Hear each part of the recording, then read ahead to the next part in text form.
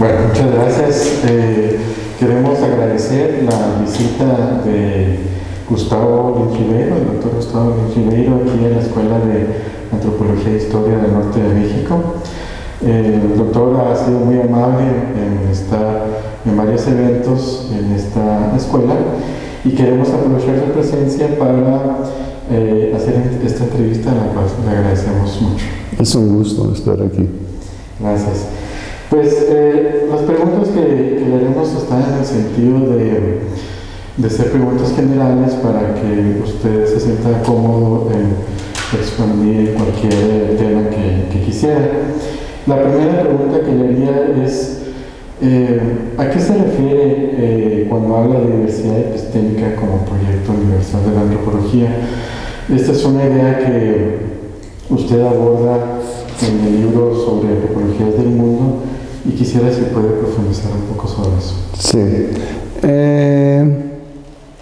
Yo diría que en realidad es una discusión muy amplia que, por ejemplo, tiene mucho que ver con lo que el antropólogo Shiv Viswanathan llama de justicia cognitiva, ¿no? Que es la necesidad de abrir espacios para otros proyectos epistemológicos distintos del proyecto occidental, que en su camino ha aplastado y sigue haciéndolo una cantidad muy grande de formas de interrogar y de conocer el mundo, ¿no? Entonces es un nombre un poquito así raro, ¿no? Pero dice respecto básicamente a esto, a la necesidad que digamos es una necesidad también muy clara para los antropólogos, ¿no? De respetar y abrir espacio para otras formas de conocer. Esto puede parecer algo no muy importante en el mundo, pero sí lo es bastante importante, porque en gran medida la descaracterización de los pueblos indígenas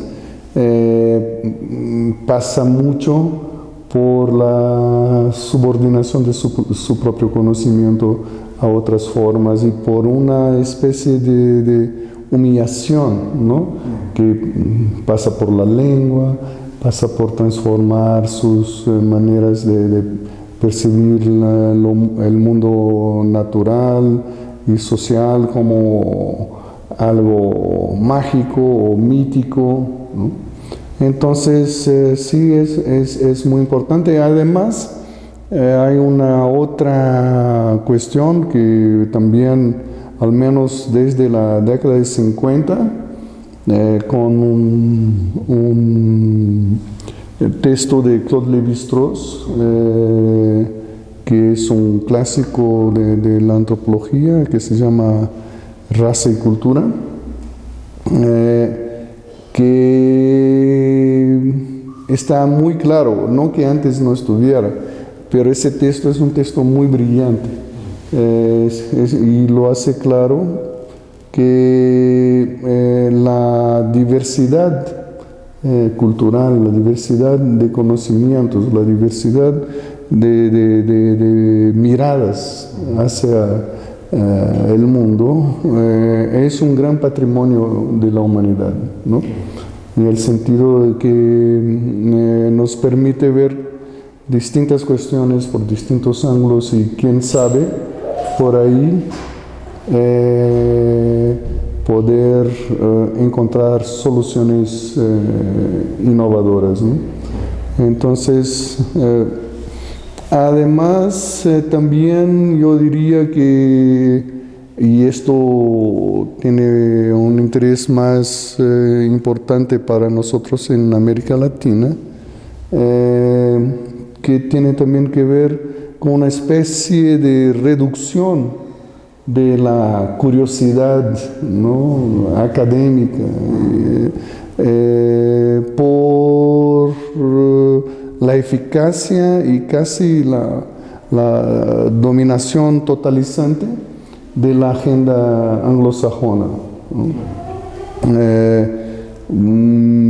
Hace unos 20, 30 años, uno leía a los colegas franceses y tú te dabas cuenta de que había una otra manera de pensar francesa, ¿no? La bibliografía era distinta, la manera de discutir, etc. Hoy, cuando uno lee, por ejemplo, un texto de un antropólogo, un sociólogo francés, básicamente están citando a las mismas personas que son citadas en todo el mundo, y son personas que escriben en inglés, ¿no? Entonces, claro que hay una relación entre lengua y capacidad de interpretar. No es una relación sencilla ni automática. No hay determinismo entre una cosa y la otra, pero estamos también frente a una especie de monotonía de visiones y de problemas y de cuestiones y de soluciones, lo cual es muy claramente un empobrecimiento de nuestra capacidad de interpretar. Muy bien, muchas gracias.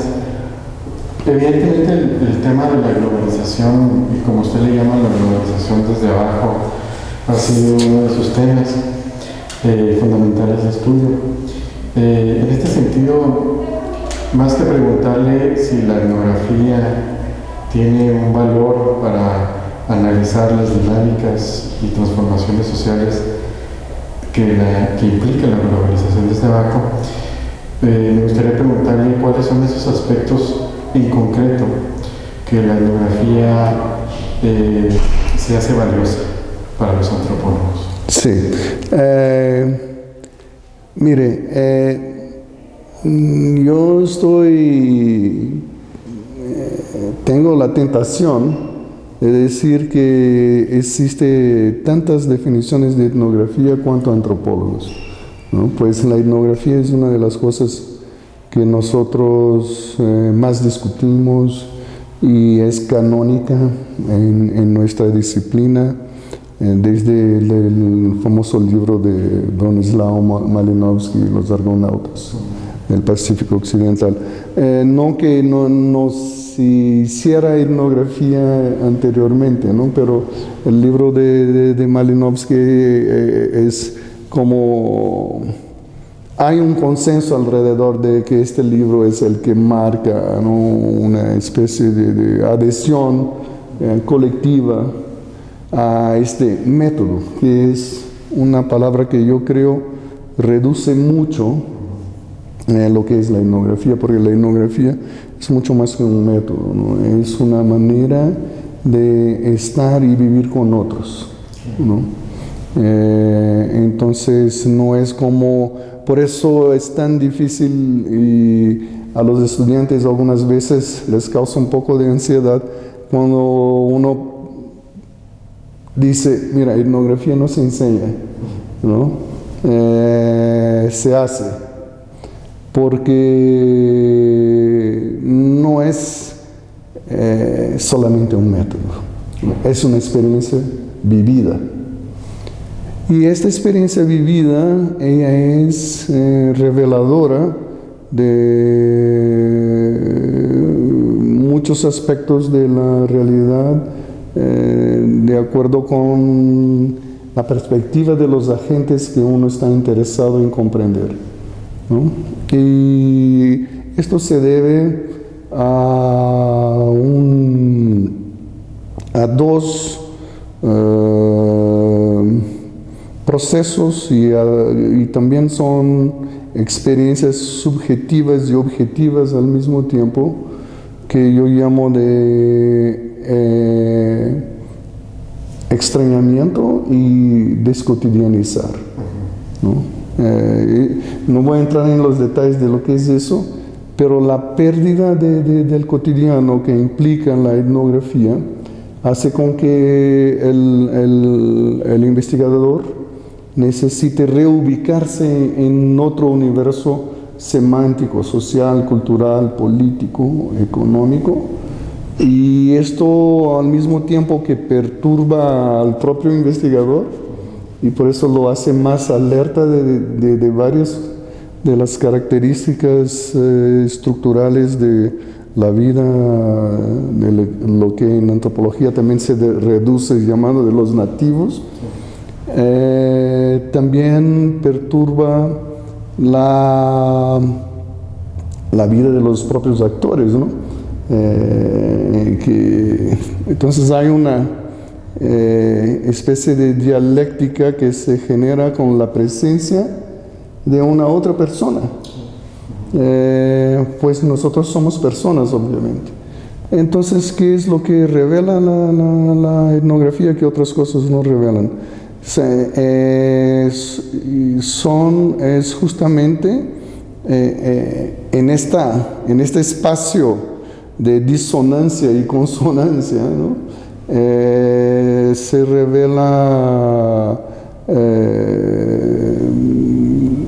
la perspectiva de los que son los agentes de las acciones. Y esto se hace de una manera muy clara y de una forma que otros métodos no consiguen. Entonces, pero yo no confundo etnografía con investigación de campo. Hay muchas investigaciones de campo que no son etnografías. Son nada más que ir a un lugar y hablar con una persona, ¿no?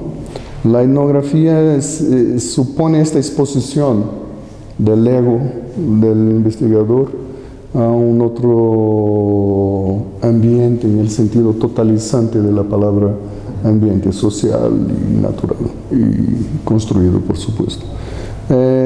Entonces, ahora, con relación a la globalización, yo creo que la gran cuestión es encontrar los escenarios en donde hay actores que son actores involucrados directamente con procesos de globalización,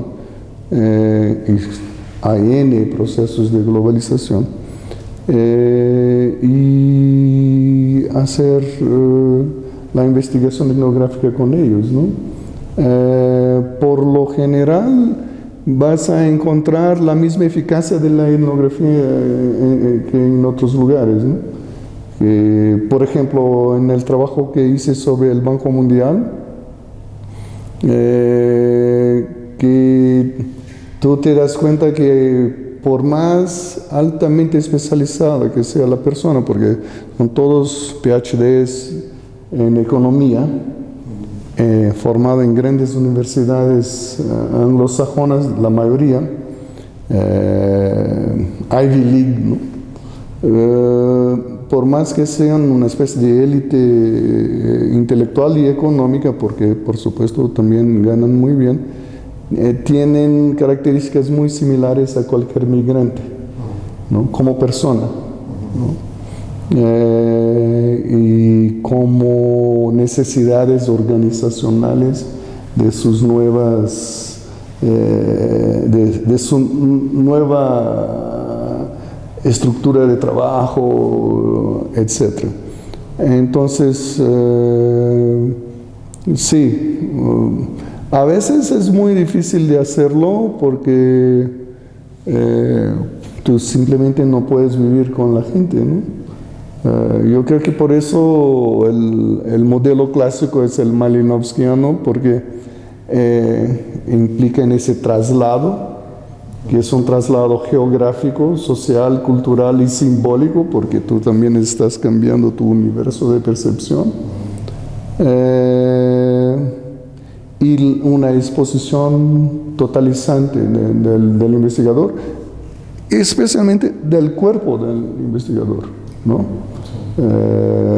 Porque la etnografía como es una experiencia vivida, tu cuerpo tiene que estar allá. Por eso yo tengo un poco de dificultades, yo sé que eso es polémico, de creer en etnografías en la internet, ¿no? Pues si tu cuerpo no está allá, no sé si se puede llamar de etnografía. Muy bien, muchas gracias. Y continuando con el tema de la globalización, evidentemente uno de los debates tal vez más presentes es el cansancio que existe en ciertos sectores demográficos en torno a los modelos de participación política, específicamente la democracia, que en Latinoamérica, en México, pareciera que jóvenes están buscando otro tipo de participación política, por ejemplo. Sí. Ya no están en los partidos políticos, digamos, tradicionales o en las mismas mecánicas de participación. Y uno se pregunta si estamos ante un nuevo paradigma, digamos, de participación. Y si los movimientos sociales que han existido sobre, por ejemplo, para tener acceso a los recursos naturales, el agua, contra de la corrupción, están visualizando otro tipo de formas de participación. Y esto evidentemente en el contexto de los cambios que está produciendo la globalización también. Sí, sí. No, esa es una cuestión muy importante, Juan, porque yo creo que estamos experimentando un periodo de transición del final de un determinado tipo de sistema de organización de la vida pública para algo que todavía no sabemos lo que es.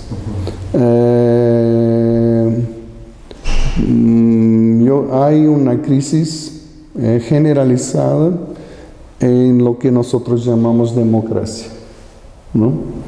Pero hay una otra crisis igualmente importante que se da adentro de lo que nosotros llamamos república, ¿no?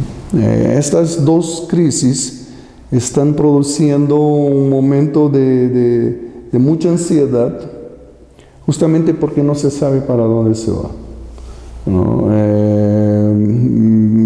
Esta idea de la república democrática dividida en tres poderes, ¿no? Que se basa en una concepción del siglo XVIII de Montesquieu, su célebre libro El espíritu de las leyes. En el siglo XXI, ya estaba claro en el siglo XX, pero en el siglo XXI, con tantas otras fuerzas de intervención en la organización de la cosa pública, de los conflictos públicos, de los intereses públicos, se nota claramente que ya no funciona. Otra cosa es la idea de representación. Lo que es la representación. Yo creo que mucho de lo que los jóvenes, con mucha razón, protestan, y esto tiene que ver tanto con una forma de pensar la política a la derecha o a la izquierda, ¿no? Es que la representación no funciona, ¿no? El representante escapa, huye con el poder que los representados le dan. Estamos como ciudadanos cansados de esto. Ya lo vimos N veces, ¿no? Entonces, una vez, dos veces, tres veces, 10 veces. Y, oye, ¿qué pasa aquí? Entonces, es muy comprensible la crítica radical, me parece que es una crítica que tiene que ser radical, a los sistemas de representación existentes en los estados contemporáneos. porque son claramente insuficientes y generan esta cosa, el secuestro del poder popular para una mano de una élite de administradores, burócratas y profiteers, ¿no? Aprovechadores, que hacen de la carrera política una manera de tener poder y ganar dinero. Entonces, la gente está así, oigan, esto no funciona, ¿no? El problema es que no se sabe qué se puede reponer en el lugar. Yo no creo que esto sea posible de saberlo por el fiat, una gran idea que se le ocurra a alguien en una noche oscura o en un día claro, ¿no? Que no, entonces a partir de ahora vamos a hacer esto, y todos vamos por aquí. No creo que funcione así. Yo creo que hay pequeños laboratorios, ¿no? De experiencias radicales, pero estamos hablando de una entidad muy compleja de administrar, que es el Estado Nacional, ¿no? Que algunas cosas que funcionan a una pequeña escala en una asamblea horizontal, a la Occupy Wall Street, ¿no? No van a funcionar en una escala tan grande y tan compleja como la del Estado Nacional. Y no podemos salir, pues algunos piensan que esto sería posible por una especie de solución electrónica plebiscitaria, ¿no? Que es que vamos a tener entonces todos nosotros en un aparato electrónico cualquiera, sea un celular, sea una compu, estar dando opiniones sobre lo que el gobierno debe de hacer sobre X, Y o Z, ¿no? A cada 5 minutos. No creo en eso. ¿Por qué? Porque la política no es plebiscito, ¿no? La política es negociación, es convencimiento, es convicción, es conflicto, es buscar establecer espacios de intercambios y de encuentros, ¿no? Para solución. De diálogo. Y esto sería una solución tecnocrática electrónica, ¿no? Reducir la política a, imagínate, nos despertamos y ahí tenemos 15 preguntas, ¿no? ¿Ustedes a favor o en contra? Bueno, no, esto es muy poco. Y pues, en primer lugar, ¿quién hace las preguntas, no? Bueno, entonces yo creo que estamos en un momento que tiene que ver con esta decadencia de la democracia, de la república y de una cierta imposibilidad de ver una salida, ¿no? Pero mientras no se construye algo nuevo, la democracia sigue siendo lo mejor que tenemos. Y en esta búsqueda, digamos, de nuevos paradigmas políticos, de nuevos modelos que respondan a las crisis cada vez más frecuentes ecológicas, de economía, ¿qué opinión tiene usted sobre estos proyectos como el Buen Vivir?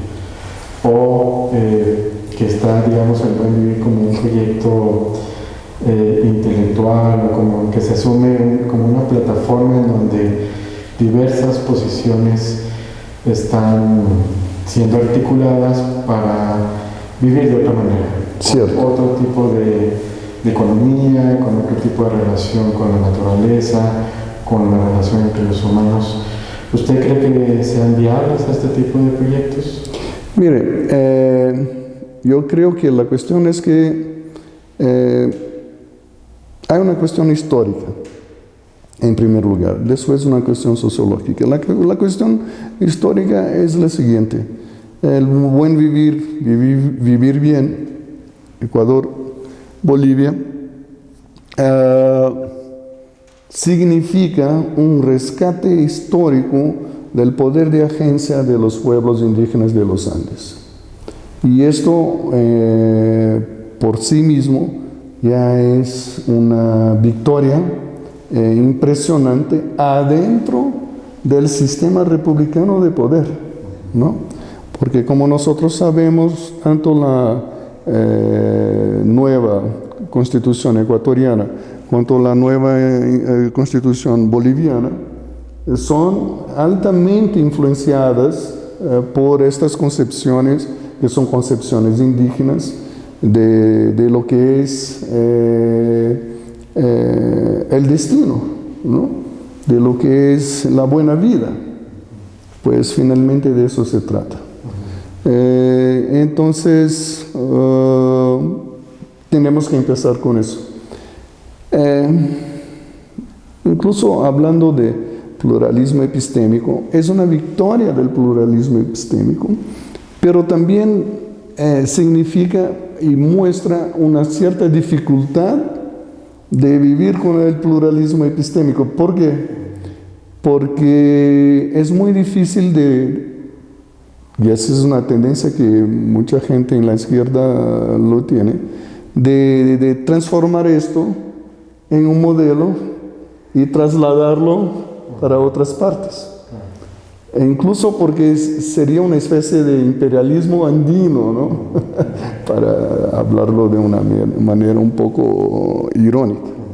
Como imagínate que entonces de repente la constitución de Sudáfrica va a ser escrita pensando en el buen vivir o en el vivir bien.